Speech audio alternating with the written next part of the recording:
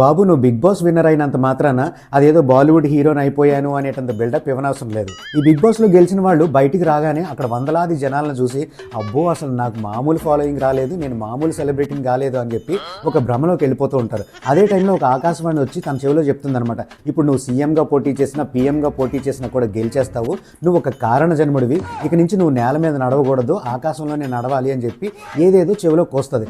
అంతే, నువ్వు నిజంగానే కారణ జన్ముడురా, ఏది పడితే అది చేయకూడదు, చేసేవంటే దానికి ఒక అర్థం ఉండాలి, ఒక పరమార్థం ఉండాలి అని చెప్పి ఒక సర్కిల్ తీసుకొని ఆ సర్కిల్లోని కూర్చుంటాడు. బిగ్ బాస్ విన్నర్స్ని కానీ టాప్ 5కి వచ్చిన వాళ్ళని కానీ మీరు ఎప్పుడైనా గమనిస్తే వాళ్ళు మనకి ఎక్కడ కనిపించరు మళ్ళీ, ఎందుకంటే వాళ్ళు ఒక ఊహల ప్రపంచంలో కూర్చుంటారు అనమాట, బయటికి రారు.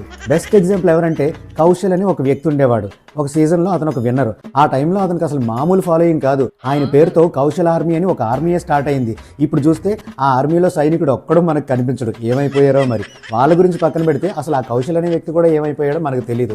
బాబు మీరు బిగ్ బాస్లో నుంచి బయటికి రాగానే ఒక నెల రోజుల్లో మీ ముఖాలు కూడా మర్చిపోతారు జనాలు. అందువల్ల మీరు ఆ ఊహల ప్రపంచంలో తిరగకుండా కాస్త జనజీవన స్రవంతిలో కలవండి. నేను ఒక కారణ జన్ముడిని అని ఒక సర్కిల్ తీసుకొని అక్కడే కూర్చోకండి.